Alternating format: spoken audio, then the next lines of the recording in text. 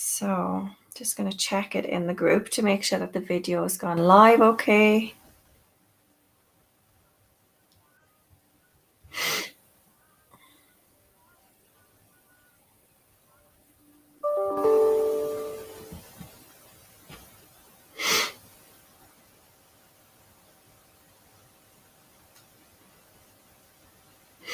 Okay, perfect.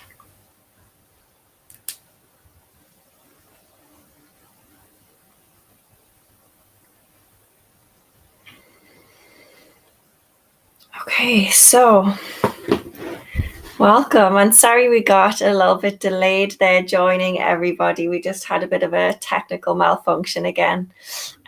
So thank you to everybody who's joining and everybody who's going to watch the replay later. I actually met Tracy through another group that we're both in together. And, when we were talking about, because, Tracy has, a leadership coaching business, I believe. And when we were talking about, what kind of topics we would like to discuss live in the group, and Tracy told me that within her history, she also has experience with abuse and, narcissistic abuse and trauma. And I just thought that that's something, obviously, for a lot of people in the group, you know a lot about my story with that already. So I thought it would be really great to hear from somebody else's perspective, somebody else's life experience with that, and just bounce off each other a little bit, just kind of dig into it a little bit more for some of you who might be currently in that place at the moment, dealing with that stuff at the moment.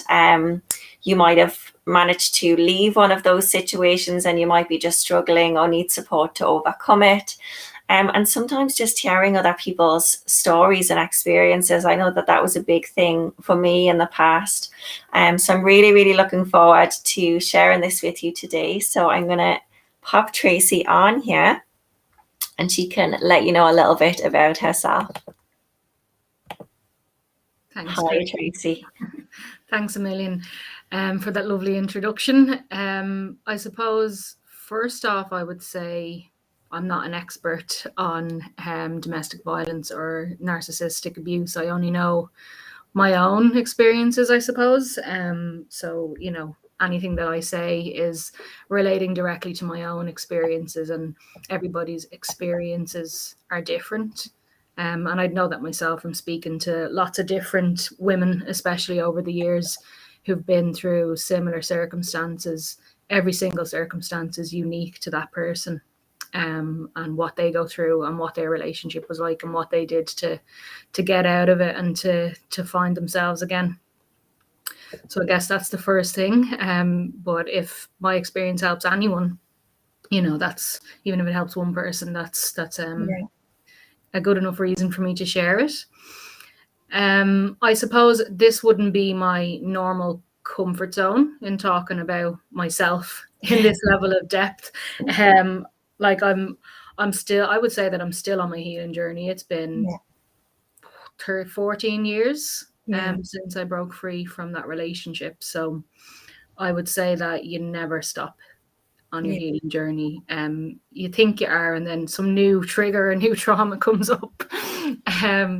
So it does. It takes a long time. Where do you want me to? Will I start with the relationship that I was in and how it kind of escalated and got out of? Yeah, I think so. I definitely think that for me, this is something that when I was going through, when I was right in the middle of a narcissistic relationship, I really feel that like when I was looking at other people's stories and hearing other people's stories, and finding like similarities in those stories and realizing like, oh, I'm not crazy, like it's not me, I thought that was really, really powerful. So, as much or as little as you would feel comfortable sharing with the group, I'm sure they would love to hear some about that relationship and about your story since then as well, like how it's shaped you. Yeah, I'll probably share a little bit of the story. Even I'll share a little bit about the relationship and a little bit of how I found myself in such a situation as well, because that's part of your healing journey, because you're going, how the heck did I end up in this situation? Especially like I grew up in a loving home, and I had two really loving parents and lots of brothers and sisters. I have 4 sisters and 1 brother. You know, and we had a very supportive environment that we grew up in. But Yeah. I suppose that, you know, I grew up as a Jehovah's Witness. Yeah. My parents were quite strict Christians, and they instilled Christian values in us. But I think I grew up in a very small world, in a bubble almost, and I probably wasn't very much aware of the world, I think. So when I went out, like I kind of rebelled when I was 18, and I went out on living on my own and got into drinking heavy and sessions and parties and taking drugs and you know, just a lot of really self-sabotaging, self-destructive behaviors that definitely would have lowered my self-esteem to rock bottom, to be able to find myself in a situation that, you know, I allowed somebody to abuse me in this way. And I know lots of people come from different backgrounds, and maybe, you know, they might have experienced some sort of abuse at a much younger age. But in my circumstances, I was 25 when I met this guy. I'd been in a relationship before that. When I mean, when I say I rebelled, I went bloody crazy. I was a bird that just got out of a cage. I just went wild, and I lost myself for a number of years in drinks and drugs and parties and sessions. And I eloped at 19 and got married to an African guy, and we were together for like 3 or 4 years, and he was a serial cheater. And so, you know, that would have definitely kind of, every little circumstance that happened over those years brought me down a peg or two, to be in a place that when I met this guy and he started love bombing me, you know, telling me everything I wanted to hear about myself and how fantastic I was and how I was the best thing that ever happened to him. You know, it's very easy to get roped in. Absolutely, yeah. Yeah. So then, you know, there would have been a lot of years where there was heavy drinking, and throughout, I was with him for about 2.5 years. And I would say all of the red flags were there from the word go. I just didn't see them. Everybody else seen them. Some people warned me about them, but I just couldn't see it. I just thought he was the best thing since sliced bread, and fell for every single line that he gave me. And I would say that, you know, he definitely isolated me from people quite quickly. Probably turned me against people, or people were against us, and it was us against the world, and all this kind of all these kind of things that, you know, when I was quite emotionally immature anyway. Like, I would say I only really started discovering who I was in my 30s. You know, I was very emotionally immature, and I was sucked in. And I'd say the first time he ever hit me, I was probably only with him about 3 or 4 months.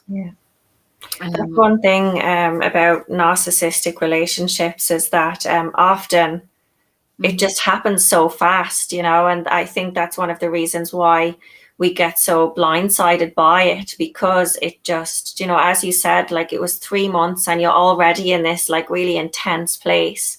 And it was the same for my relationship as well. When I got into a narcissistic relationship, it was within 3 months, and I was like, oh my God, I love this guy. He's my dream guy. Like, we're just perfect for each other. We're clearly meant for each other. We're clearly soulmates, you know, because I believed everything that he was saying to me. Obviously now when I look back on it, I know that that wasn't healthy, and it was love bombing and all of this. But at the time I was very young, you know, and really, really got sucked into it. So that by 3 months into this relationship, I was just in this probably the most intense relationship or space that I had ever been in my life, you know. And it's difficult to explain that to people maybe who've never experienced something like that, you know, that you can be in that place after such a short space of time. Like, it can happen very quickly.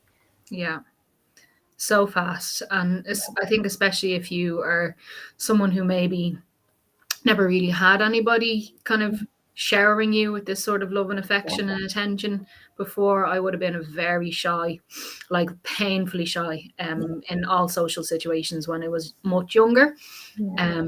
I definitely come out of my shell a lot more in the last 10, 15 years. I was just thinking, and look at you now on a live on Facebook.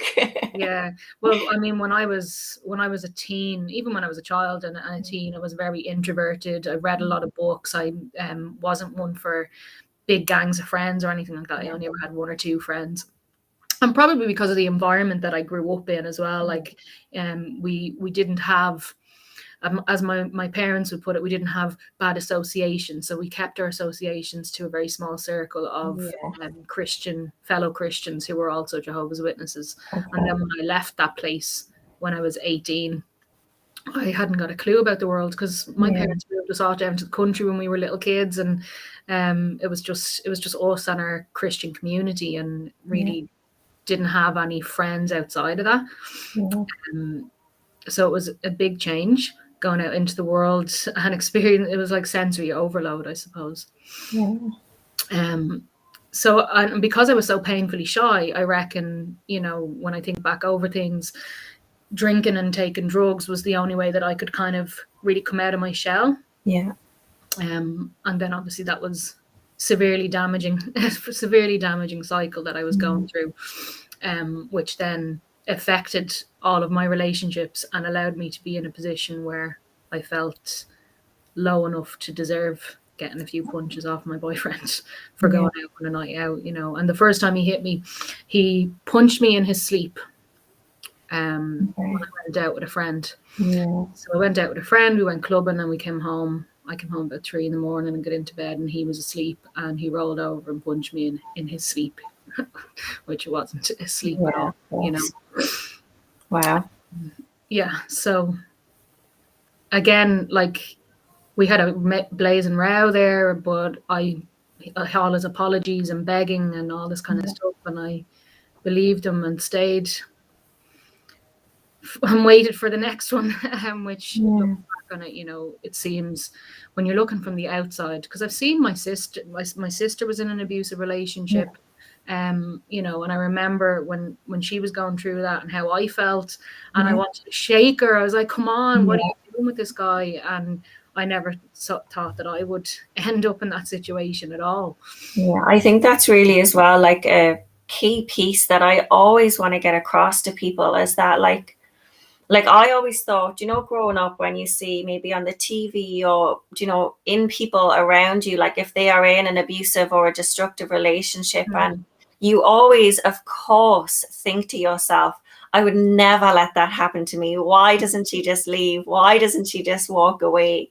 Until it happens to you, and you realize actually that there's so many complex reasons why, and it can actually happen, to anyone, like, at especially when you're young and you haven't kind of lived the experience yet. And as much as you can kind of, as you said, be looking at someone else's relationship and say, why don't you just leave? Or it's just not that simple when you're in the relationship, and once you, as you said, because I was very similar. It's funny, I'm kind of laughing at as you're saying that you went through that kind of very destructive stage because you were very shy and it was the only way, because that's exactly the same as me when I was at that age, and I think especially like when you're very vulnerable, as you said, and kind of very introverted, haven't been showered with that appreciation and love before, like it feels like just the most magical thing that's ever happened to you in the beginning, like nobody would get into a relationship in the first place if they knew that it was going to be abusive, Absolutely not. Yeah. Somebody come up and say, hey, I can't wait to abuse you. You'd be like, get away from me. Yeah, exactly. But that's not obviously how it starts. It starts off amazing. Starts off as like, oh, this is the best thing that's ever happened to me, and then it just changes very suddenly. And it's so intense. And I suppose from my journey, like I never really had, like I've had 3 kind of big relationships in my life, and they were all after I was 18. I wasn't allowed to have boyfriends I wasn't allowed to hang around with boys when I was a teenager. My dad would never allow that. I wasn't even allowed to go to school discos or anything. And anything that might involve me kissing boys was just not happening. You can go out with boys when you're 18. So when I was 18, I went out with boys, but obviously not the right ones. I guess as well, like, because you obviously weren't brought up in an environment where you were taught to have like healthy and respective relationships. You were basically told like stay away from boys rather than being taught how to, be in a healthy relationship. So, do you think that that's kind of what contributed in a way to you not having that awareness? I think so. When I think about obviously we've got thinking about the parent wounds, the mother wound, the father wound. Like I know that everything that they did was with love and the best intentions. And I'm the eldest as well, so my dad would have been way more overprotective with me than he was probably with the later siblings that came along. Like I always say to them, I paved the way for them because I took the brunt of his strictness. He was just very firm in terms of his beliefs. He didn't believe in sex before marriage, and if you are going to date a boy, it'll be when you are an adult and when you have the emotional maturity to handle a relationship, and it will be in this way, and it has to be someone that me and your mother approve of, and all this kind of stuff. So I guess there was lots of other things in my Christian life that would have pushed me far outside of it. So I went the total opposite direction. Just different things, like women weren't allowed to be preachers and all this kind of stuff. And my dad was an elder and he was on stage talking about the Bible and preaching at people. And I was always like, well, why can't women do that, Yeah. Just something deep down was telling you like, this isn't right, And we were taught to be submissive. The man is the man of the house and you obey.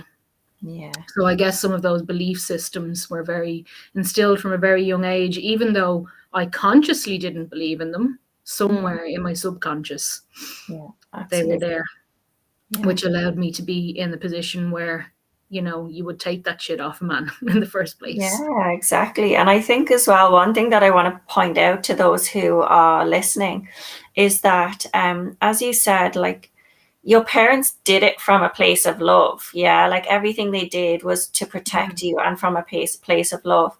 And it's important to realize that, because like for my story is very different. Like I was in a narcissistic abusive family growing up. I just didn't know it until later on in life when I realized what, narcissistic abuse was. But, there's two really kind of strong things to realize is that, like, yes, if you're in an abusive family growing up, then yes, you will see those patterns and repeat those patterns until they're healed. But it's also really powerful to notice that, and I say this all the time to women in my programs, is that you can be in the most healthy, loving, kind family ever, and still develop like unhealthy and destructive patterns from that, just because when you're a child, you can't kind of think outside to realize that everything that's happening is not about you and to really understand everything that's happening. So you internalize a lot of it and then develop these patterns that, as I said, can come from the best and most loving intentions. Of course.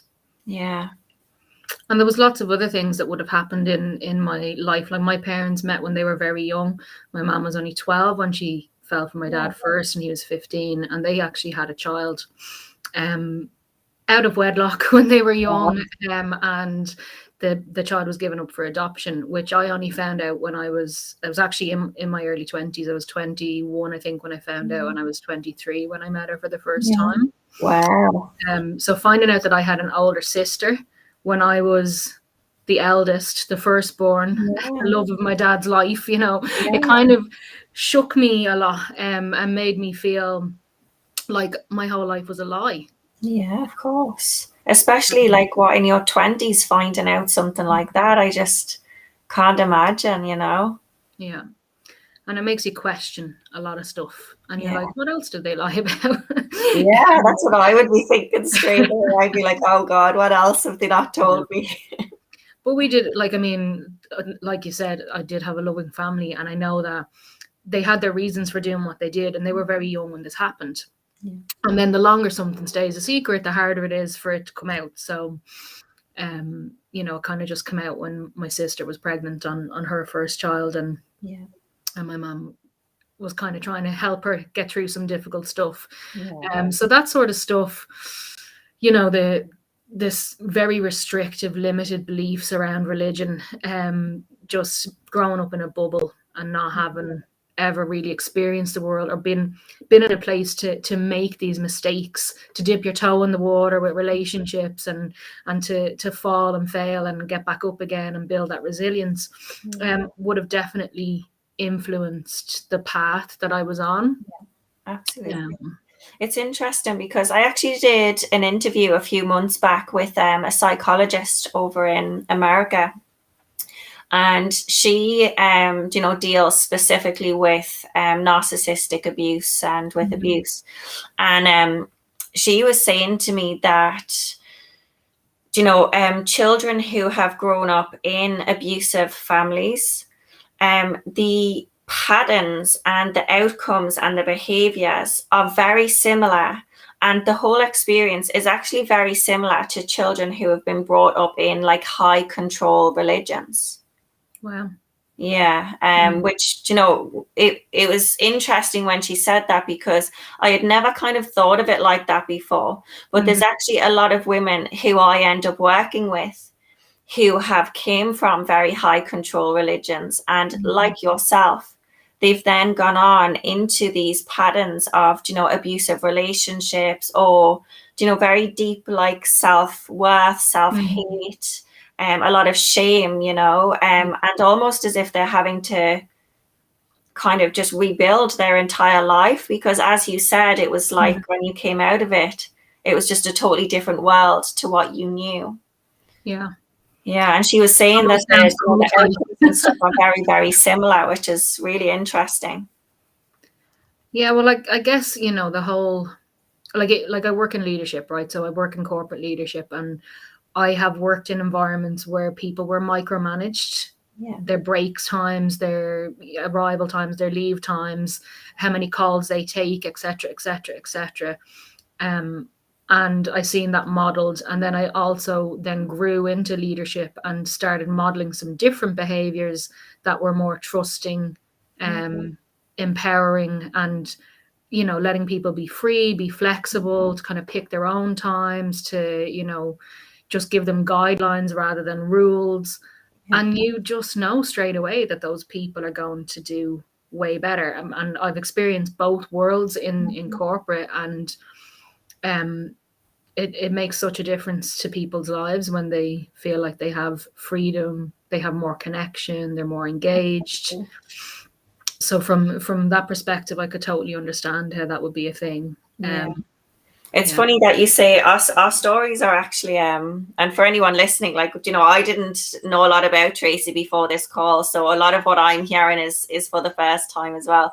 But it's interesting how similar our stories actually are, because that's actually something that also happened to me. So I worked in the corporate world as a manager, and it just wasn't sitting well with me at all. Like the management style within the company that I was in, and within the corporate world, I was like, there's just something, this isn't working. Like, I'm treating these adults, like I'm being told that I have to treat these adults as if they're like children. You know, I was like, it's actually embarrassing for them. Like, no wonder they don't want to work hard, and no wonder they're not doing their best, you know. And I actually convinced the company into sending me on a coaching program, and to get coaching qualifications. And then I came back and implemented this new type of leadership into my department, and then it began to get implemented throughout the rest of the company because of the massive shift that happened within the people, and within then the, you know, the stats and KPIs and stuff, which is obviously what they look at in corporate. But it was really, really interesting how actually pushing them less, giving them more space, just trusting them more, letting them do their own thing, letting them play to their strengths a bit, rather than like, you have to do this, you have to do this, you know. It was massive. And it was actually what then pushed me to be like, I want to actually now leave the corporate world and I want to go off and make your own world. Yeah, exactly. But it was amazing to see, because it was the same team, it was the same people. But the shift that happened when I obviously shifted myself and began treating them in a different way, a much more trusting and open way, the shift was just incredible.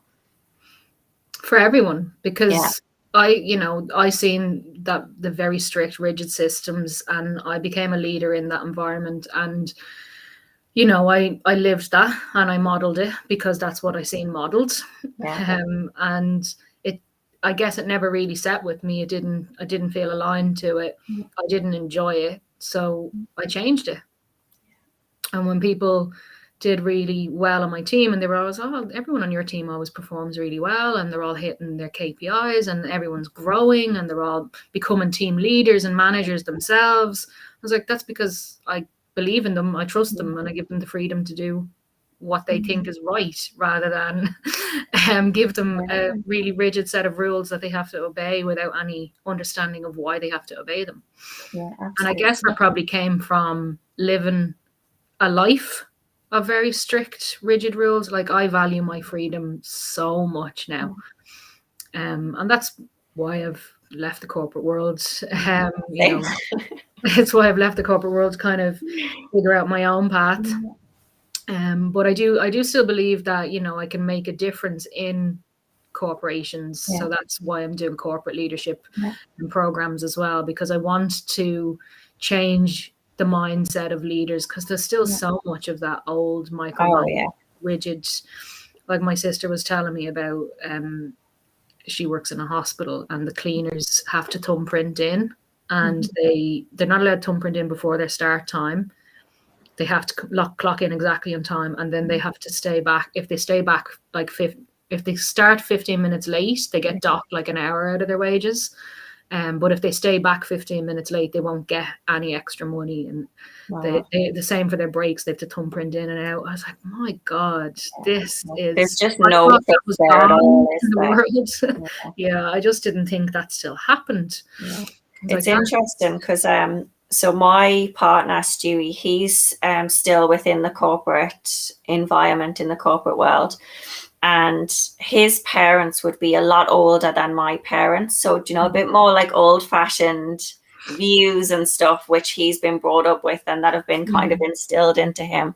And we often have this conversation about the corporate environment and about the corporate world. And obviously for me, I'm very like, you know, feminine energy. We need to soften, we need to trust, we need to support women and men more, but we need to make it more accessible to women. We need to allow people to, you know, share their emotions, to be able to clock on and off and be a bit more flexible when they can, you know, rather than having to be strict 9 to 5.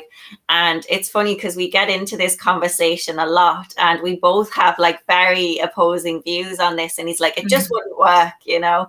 And I'm like, but what if this? What if this? And he kind of sees it very like black and white, you know. He's like, it's the corporate world has been built by being very masculine energy. And I'm like, yeah, that's right, that's correct. But now that it has been built, why can't we bring more of that kind of softer, feminine, trusting energy into it and begin to make it a more accessible place for everybody? Because yes, it's been built and it's working to make money and to keep things rolling. But the people in the corporate world aren't happy. No. You know, and that's one thing that I noticed working there. It's just that everybody, like, they might be smiling on the outside, but like nobody liked being there. Yeah. And it really just depends on the team and the organization that you work with, because I've worked with some really great organizations that had, you know, fantastic care for their team and really kind of made space for people. You know, and allowed people to bring them their whole selves into work. They, you know, they valued diversity, inclusion, all that kind of it's kind of a given in big organizations now to make, for people managers to make space for this stuff. You know, and I think that's great. Like, actually, we should slow things down. It should be all productive, action, money. And in fact, the most successful companies that make the most money invest in their people and make sure that their people are happy and engaged and connected and have flexibility and are paid well. That's the other thing. There's a huge discrepancy in pay at all levels between male and female employees, and a huge discrepancy in the number of female leaders at a senior level. And it's still very, very low. But I suppose that would be kind of part of my mission, is to kind of build leaders up, especially female leaders, in the work environment, and just kind of help them to figure out how to be vulnerable and connect with people, and still actually get shit done and be, and still, like, you can have the perfect blend of masculine and feminine energy. Just because you are soft doesn't mean that you are that you're a pushover. One of the great podcasts that I was listening to recently on the Brené Brown Dare to Lead was basically saying, you know, you need to be tough on thinking and policy, but you need to be tender with people and hearts and connections. So you can be a bit of both. Yeah, definitely. I think as well, that's something that we go into in my womb healing program, like not from a leadership perspective or a corporate perspective, but even just on a personal level. I think for women, there's a bit of this like misconception that, like, if we have boundaries, or if we say no to people, or if we're very assertive and firm, that we're being a bitch or something, you know. And it's actually possible for us to be soft, to be gentle, to be kind, to be loving, but also to be very firm in our boundaries, you know. And I think that could also translate across to, you know, in the corporate world as well. 100%.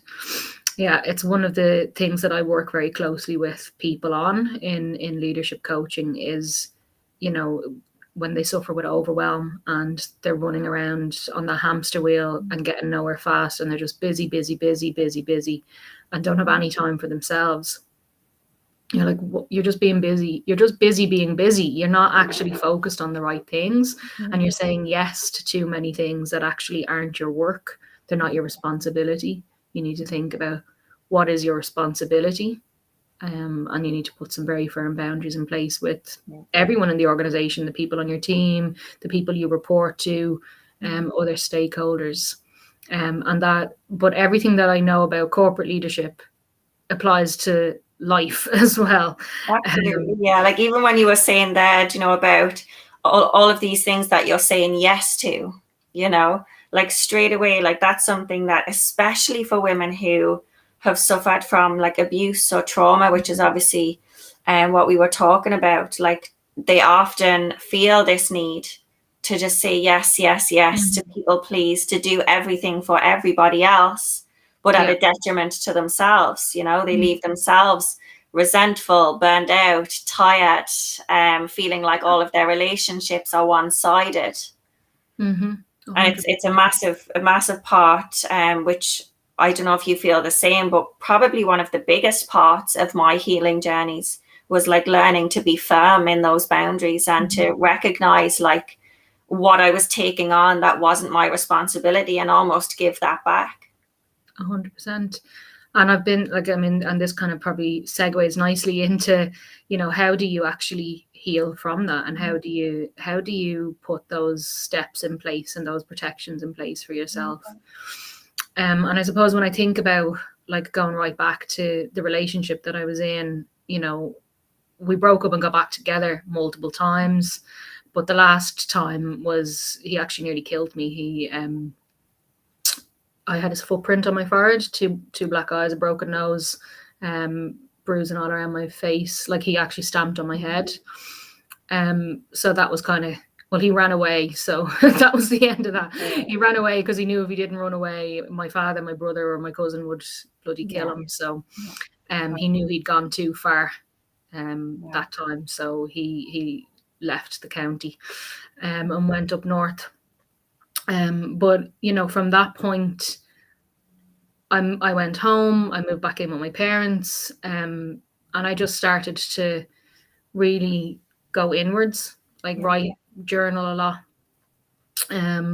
Did a lot of journaling, a lot of deep thinking. I think I read The Secret around that time as well, and started like really kind of practicing, good mindset, doing a lot of walk in nature, just spending a lot of time with loved ones and that sort of thing. And that kind of helped me on my healing journey. And I'd say within that, from the time that I broke up with him and started putting all of those steps in place, really listening to myself, writing things down, thinking about where I wanted to go in my life and what was next for me. I was like, I'm never going to get in a relationship again, but I did. But it was a much better one. And, just kind of thinking about all of that stuff. Within the space of a year, I met the guy that I'm with now. I got my job in 123.ie. I was promoted to team leader within a few months. Like things just started happening for me so fast. And I'd love to say that that was the end of my journey, but it wasn't, like in terms of healing, because I thought it was fixed. So when you think you're fixed, you just kind of drop some of your practices. And then you're working and you're busy and you're in more the masculine energy again, and action. And I obviously hadn't healed from all of my traumas, and my partner would have carried a lot of past trauma from his life. And we probably brought a lot of baggage into the relationship. And the first 4 or 5 years, we probably went through so much, just reflecting our own pain off of each other and probably hurting each other a lot. And again, kind of falling back into the cycle of, binge drinking and things like that as well, to deal with that. And then you're going, hang on, what am I doing here? Everything was going so well, and now it's slipping again. And then you realize that you've stopped your relationship with yourself. So you have to go back to that again. So that's what I did. Yeah. And I did that multiple times, I would say, in the first few years after I broke up with the narcissistic ex, where I realized, that I wasn't healed. And I would say that I'm still not fully healed, but I'm definitely much further along the journey than I was. I'm glad that you pointed that out, because I think a lot of people, again, have this idea that, okay, I'll do all of the work, I'll work through all of these patterns and these traumas, and then one day there's this end goal that I'll be healed. And truth be told, although that's a really nice fairy tale idea, healing is a lifelong journey. There is always going to be cycling back to stuff that we thought we understood, and having a different or a deeper understanding to it, or seeing it from a different view. There's always going to be these different layers, no matter how long we've been on a healing journey for. But the important thing that I think is really important for people to know is that it gets easier over time. The more that you kind of put these things in place, the more that you catch yourself, because as you said, once life started to get busy again, you stopped with some of those practices that you had put in place. And that's what so many of us do. We put these things in place to be right, this is what I need to do on a day-to-day. This is what I need to have into my life. And then we end up just getting so busy and enjoying life again that we forget about all of the stuff we were doing. And then things start to unravel a little bit again, Yeah, 100%. Yeah, and it definitely is kind of almost in cycles or waves, and that's just what happens. We're only human, but it's just about, I feel, being able to catch yourself when things do begin to unravel a little bit, and maybe each time you'll catch yourself a little bit sooner so that it won't get as bad. That's exactly what I was going to say. Each time the period where you cop on is a little bit shorter, because now I would say even one day, I had a pretty shit day yesterday. I don't know if I just woke up on the wrong side of the bed or what, but I was going through cycles of self-torture in my brain. I didn't do this, or I didn't do this good enough, or all this kind of stuff. And I'd say I was able to figure out what was going on in my brain and turn my brain around by mid-afternoon. which, like, you know, I just was like, no, stop trying to do stuff. Just sit down, write something down, listen to a meditation, go for a walk, calm yourself. You know, and then I was able to I felt much better then, once I did that. But you usually know straight away. It's usually something that you have dropped. Yeah, exactly. That's like, I'm like, nothing's even gone wrong. Why am I feeling like this?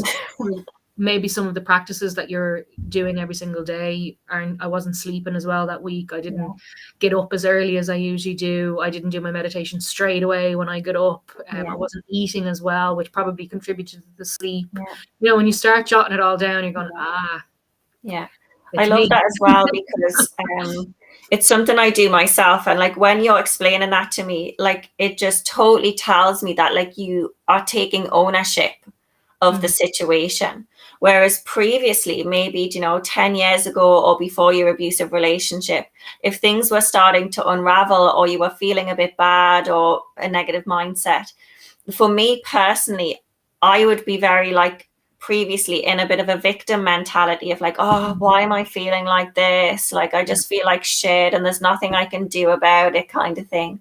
Whereas now, like, realizing that actually, if you're in that negative mindset or you're feeling a bit low, or if something's coming up, then it's usually because something has changed or because of something that is going on. And if you are able to look at that and pinpoint that and, you know, bring something in to support that, you know, then it's actually really, really easy when you learn how to do that, to be able to get yourself back on track. Yeah. I would have had probably a rage mentality in the past, probably because of the traumas. My instinct would be to, if I'm fearful of something, to be angry about it. Okay, so I would probably just have raged and stormed and huffed and puffed and maybe went for a drink, you know, to try and fix the problem. But you know that's not going to help. Things you have to think about, what can I do internally to balance myself back out? And the first thing is usually go for a walk off the storm, for starters. I think walking is so powerful and like so underrated, isn't it? Just go out and clear the head for a few minutes, like, and when you come back, you can just be in a completely different headspace. Yeah, it makes such a difference. Yeah. And like, what else would you do? Like, say, do you have like a daily routine, or do you have certain things that you do every day, or to kind of turn things around?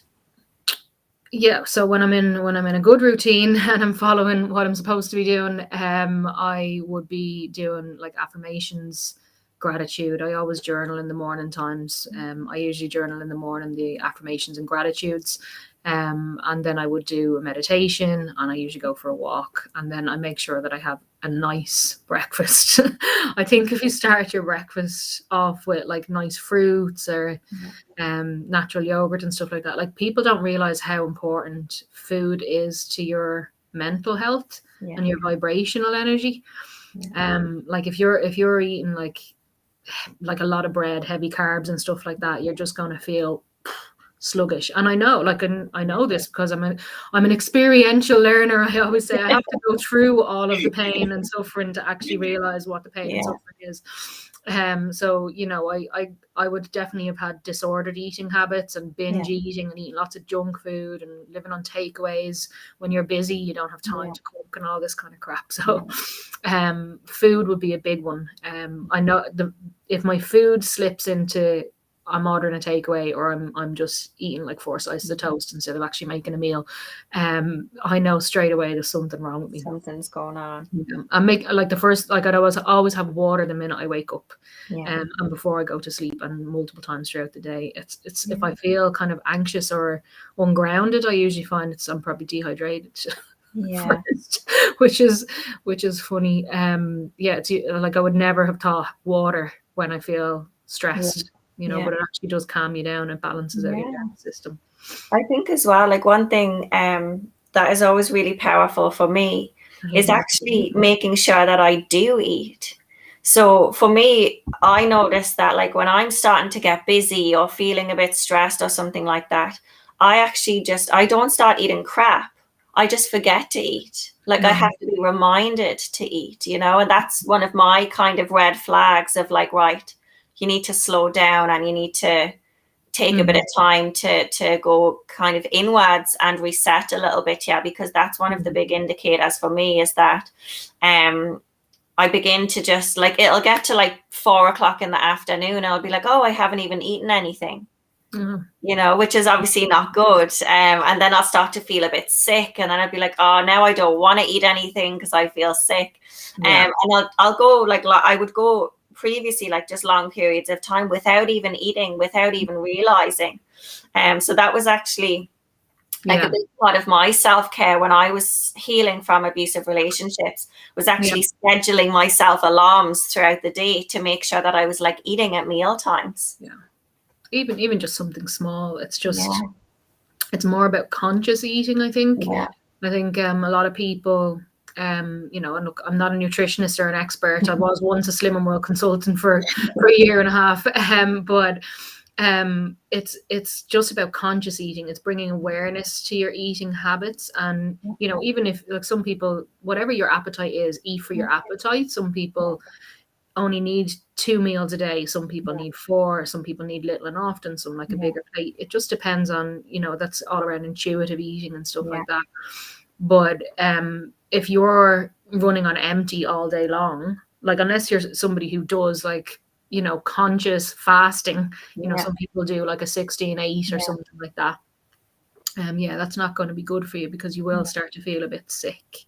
Yeah, like that would happen. I'd just get kind of like, oh, I'm so busy, just forget to eat, or I'm stressed, forget to eat. And then by the time I'd realize, it's almost like it was too late because, well, now I've gotten so hungry that I actually feel really, really sick. And now I can't eat, you know? Yeah, I've had those days as well. Like in the past, I would have, especially, you know, when I wasn't as centered as I am today, I suppose I would have gotten up in the morning, been late for work, ran to work, got rushed into my desk, grabbed a coffee and went for a cigarette. I don't smoke anymore, but like that would have been my morning, would have been coffee and cigarettes up to lunchtime. And then, you know, it might have been a sandwich or whatever. Nothing too healthy. It would have been probably a chicken fillet roll or something like that, or a packet of crisps. Or you'd be eating like meetings, like going to work and sitting in a meeting trying to shove your food down your throat at the same time. It's amazing how much your life can actually shift when you begin to focus on your food and what you're eating. Like even just kind of bringing your awareness and focus to that, because as you said, like a lot of people just mindlessly eat, just grab something on the go, or they don't really think about it, or they're not eating intuitively. And when you begin to actually, like, because I spent most of my life doing that, you know, just eating crap first of all, but also just very mindlessly eating. Eating at my desk, eating on the go and stuff like that. And actually when I began to bring, because years ago I actually trained as a personal trainer before anything else. And through that I began to bring my awareness to my food more. And even just that change in my life, like, because as you said, like your food is so important to you. So like if you're eating foods that are going to nourish you and you're eating them consciously and you're not like overeating or binge eating and stuff, like it affects your energy, it affects your body, you know, it affects your mind even, you know, like if you're eating crap, your mind will be kind of foggy and not as alert and stuff. Big time. Like I hit like 16 stone, I think at once. Yeah, it was about just under 16 stone. It was a few years ago. And I felt awful. Like I felt so heavy and sluggish. I was obviously still smoking and probably drinking heavy as well. Like my typical night out would be go for a meal, drink copious amounts of wine and double vodkas and Red Bulls and all sorts of rubbishy sugary drinks and cocktails, you know, and you'd be smoking and just like ordering a pizza or whatever, and maybe getting a kebab on the way home. Just you just like you feel like you've got a hangover for about 5 days after. Absolutely, and then you start to feel better, and then it gets to the weekend and you do it again. You know, just this constant cycle of binging and then trying to pull it back during the week, and you're just wrecked all the time, and you can't think straight, and your head's a mess, and your emotions and your hormones are all over the place because food is hormonal as well, you know. Yeah, absolutely. And so is there anything else that you do in like your daily routine or anything that helps to kind of keep you on track? Sleep is a big one. For me, I would have previously probably classed myself as a night owl, and I would get up after 3 or 4 goes of my alarm going off, and always kind of be in a rush going to work in the past. And I think putting myself to bed, disconnecting, actually going to sleep and having a restful sleep and getting up early. I like now I would wake up before my alarm most mornings. You know, I work for myself now, so I don't actually have a major, like I don't have to get up, but I feel better when I do. I don't have to get up at 6 a.m. or 6:30, but I just know that for me, I just feel like I've wasted half the day if I don't get up. You know, I like to get up and spend the first hour or so focusing on getting my head on right. And then I feel a lot calmer and my day goes a lot better when that happens. And when I don't have a good night's sleep, it shows straight away. If I'm sitting up late at nighttime watching something mindless on the telly or scrolling on my phone. And just trying to monitor your phone habits, because my job now is a lot on social media and creating content and pushing content out. It's very easy to get sucked into mindlessly scrolling and comparing yourself to others and looking, oh, look at them, they have 10,000 followers and I've only got 600. And that sort of stuff. So if you can catch yourself there and kind of monitor your phone time and have some good phone free time. It's kind of hard because, you know, most of my work I'm working from home on a laptop and on a phone. So, you know, like Darren will usually correct me on, he's like, you're on your phone for hours. I'd be like, I'm working. And then I'm like, He says the same to me. Am I working or am I actually messaging my friend? Stewie, because I'm the same, obviously, a lot of, you know, I do a lot of my stuff through my phone for my business and everything. And Stu will say the same to me. He'll, you know, make a joke and say like, "Are your fingers burning or something?" You know, because I'm like this on the phone. And sometimes he'll say it to me and I'll be like, "I'm working," and then sometimes I go to say I'm working, and then I'm like, "Yeah, I'm not really though, am I?" Like I was until I got sidetracked, bleeding Googling something totally random, like about bleeding seals living down in County Wexford or something, you know, just something like really not to do with work. But it's so easy to get sidetracked and distracted when you have your phone in your hand so much. Yeah, it really is. And I suppose for me, I try to do my work in little bursts. So like I'll get up in the morning and I do my meditations and I'll go for a walk, have a shower, and then I'll work for like 2 hours, and then I'll stop and I'll have my lunch and I'll kind of potter about, maybe do something in the house, and you know, just trying to do that. And then, you know, when it gets to the evening time, especially if I'm still kind of looking at my phone, Darren goes, "Are you still working?" He calls me out on it and I'm like, "Oh, come on, we'll go for a walk or something." Like just put the phones away. Don't bring your phone with you. I think phones is definitely it's just kind of, it's gotten so wired into us, hasn't it, that it's just normal to be having your phone in your hand, especially when you're working from your phone as well. It's something to, you know, I think as well, like even when healing as well from like, say, abusive relationships or trauma, like it's not good for any of us to have our phones in our hand all the time. But that's something that I remember, like I became almost obsessive about being on my phone. Like when I had broken up from like my narcissistic relationship, you know, so whether it was first of all like practically stalking his social media to be like, you know, what is he doing, like where is he, who is he with, like is he moving on from me, like all of this stuff, but then also just Googling like every single thing that I possibly could about like narcissistic relationships and stuff like that, you know, to the point where I wasn't even in the world anymore. I was just in this like little bubble world with me and my phone, you know, and it almost just took over my life for a few months. Yeah. And I think it's a lot to do with disassociation. You know, and you can kind of, you don't have to live in the world if you're in this fantasy world on your phone, or you might, I'm doing research, go down a rabbit hole, but it's a lot easier to go down a rabbit hole on your phone than it is to actually just sit down and start addressing your feelings and sitting with the uncomfortableness. Yeah, absolutely. So, and I think it's something that you have to pay attention to all the time, forever. It's not going anywhere. So if you find anything happening in your relationships, or you're distracted, or you're not paying attention, or you start arguing with your fella again, or anything like that, sometimes it's because you haven't actually been connected. You've been distracted, whether it's distracted with work or distracted with your phone, or just not really, you're having conversations, but you're only half having them. Yeah. And I guess it comes back to what we were saying earlier as well, doesn't it? About it's just about catching yourself. Like, we're not expected to be perfect. We're not expected to be like fully healed. Like, we're not expected to be like amazing at relationships. But it's just about learning to catch yourself a little bit quicker each time, to realize when maybe you're dissociating, or to realize when maybe you're not being strong in your boundaries, or realize when you're not sleeping very well, or you're eating like crap. And the more that we do it, the faster we realize each time. And really, like, to me, that's probably just what the most important part of healing is.